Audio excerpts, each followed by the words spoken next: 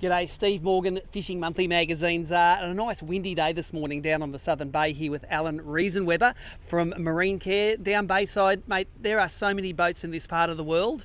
You'd be a popular guy, wouldn't you? Oh, look, definitely. A lot of our customers are locals out on the islands and around Redland Bay as well. So, yeah, we look after a lot of people around here.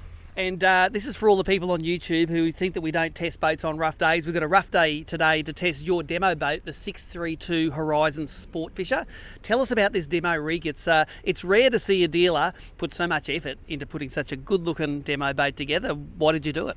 Look, it's been a long time coming, and I wanted the boat that I can take the family out, take some friends out fishing, and really enjoy, the industry that I'm in rather than working all the time and get out in the water more.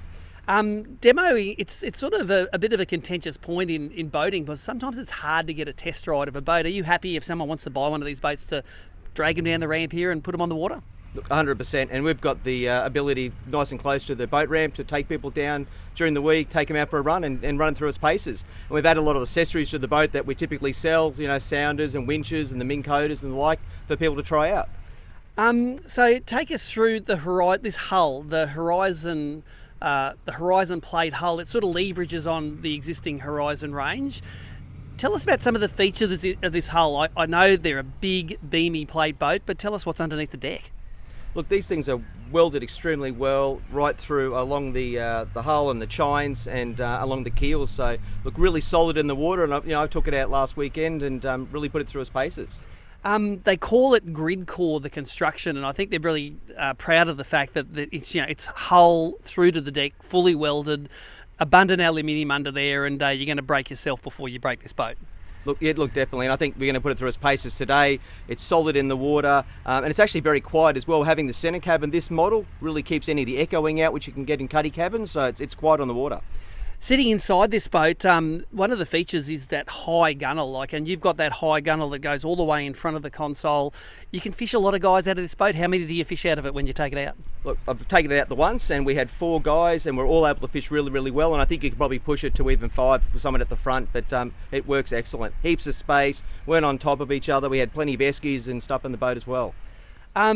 Full height transom always makes you feel safe in the water, but that full height transom, it's sort of hiding here behind the baitboard, that 200 horsepower Yamaha. Tell us about why that motor selection for this boat.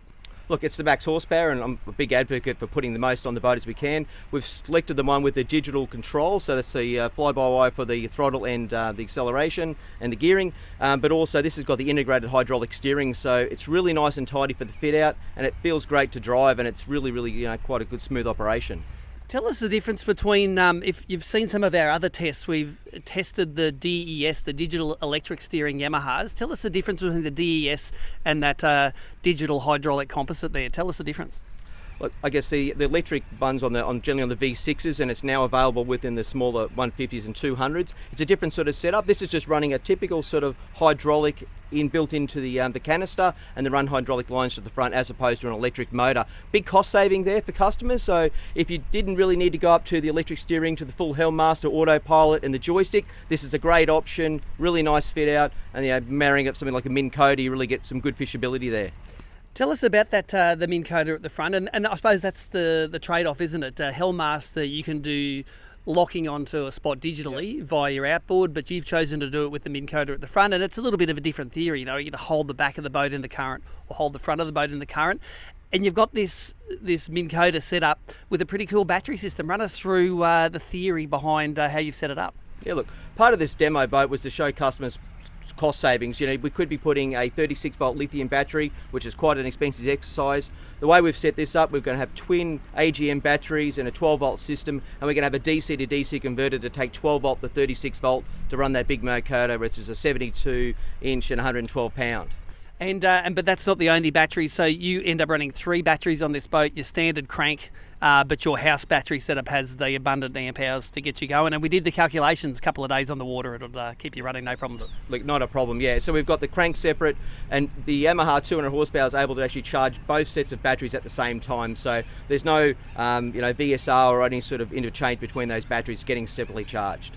Looking at the dash of this boat, Horizon and its sister company Stessel have always gone for the being able to put a large set of electronics flush mounted in the dash. This thing holds some giants there. Is that what your customers want nowadays? Everyone wants a big sounder?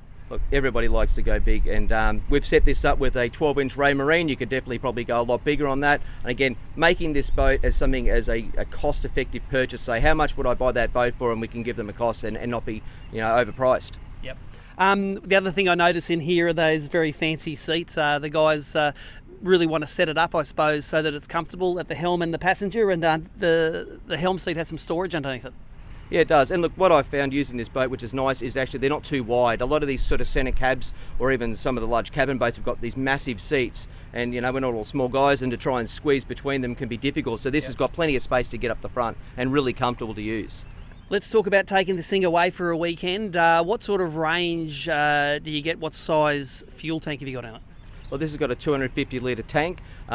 So looking at this Yamaha, it's probably going to be able to get something like 1.6, 1.7 litres per kilometre at a good range. So I don't do the calculations. Yep. It's a fair bit of fishing. Yeah, it sounds like around 400 kilometres of range, but we never believe the dealer. We're going to go and test that for ourselves when we go out on the water.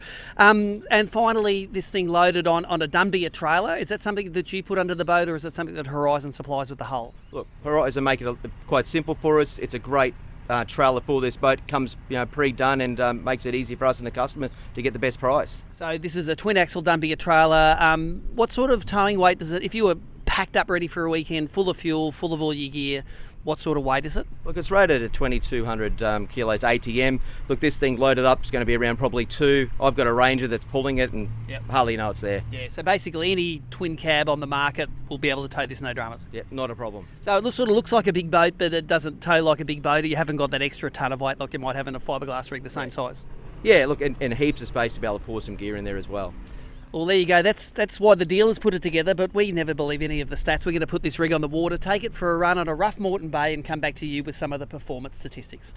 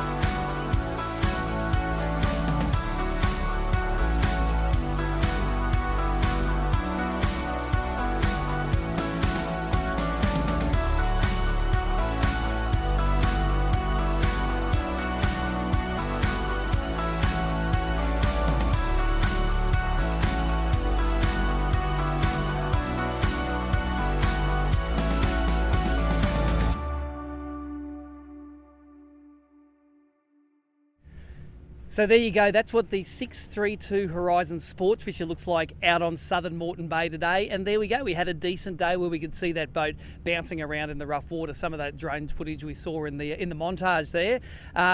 It always looks less rough than it actually is. You can trust me, she was a bit rugged out there today. What we did learn is on a choppy day like today, especially when you're quartering those seas and that 15 to 20 knots of breeze, that centre cabin there is pretty dry. You need to just zip up that top airflow area and you will be locked into that thing. I wouldn't be sitting on that back bench seat on a rough day. You will get wet there, but there is plenty of room up in the cabin and up in those two relaxing seats to stay warm and dry if it's winter time, or cool and dry if it's summertime. Really like that shade extension.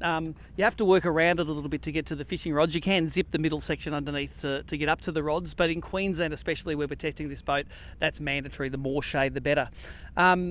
The steering itself on the Yamaha, I haven't driven a boat actually with that like the hydraulic but digital throttle and shift, and it feels real smooth. It's as Alan said, it's a great option for people who want to save a few dollars on the install and maybe go with the Minn Kota instead of extending into that Hellmaster ecosystem at a later date. Speaking of that Yamaha 200, the performance, best economy at 3,500 RPM, where it went 36 kilometres an hour, and you could get 1.8 kilometres per litre of fuel burned. Now, like most boats, put the hammers all the way down, 5,800 RPM, 66 kilometres an hour, but you only get 800 metres, which is pretty standard for a big Yami like this. For me, optimum cruising speed around 4,000 RPM, where you got 1.6 litres per kilometre at 46 kilometres an hour. So it's 20 kilometres an hour slower than wide open, but you get literally twice the range on that 250 litre tank at 1.6 kilometres per litre. Theoretical range north of 400 kilometres for the 250 litre tank in the bottom of this. Something I'll mention as well is, see that big T-top there. If you have storage concerns for this boat, that's foldable over. You have to pull a couple of bolts out and it'll fold all the way down, not flush, but it'll fold out of the road, and you can get it into under around 2.3 metres. Check the exact specs with the dealer, but if height is your problem and you're looking at that, well, you can get that out of the road. This boat fitted with trim tabs.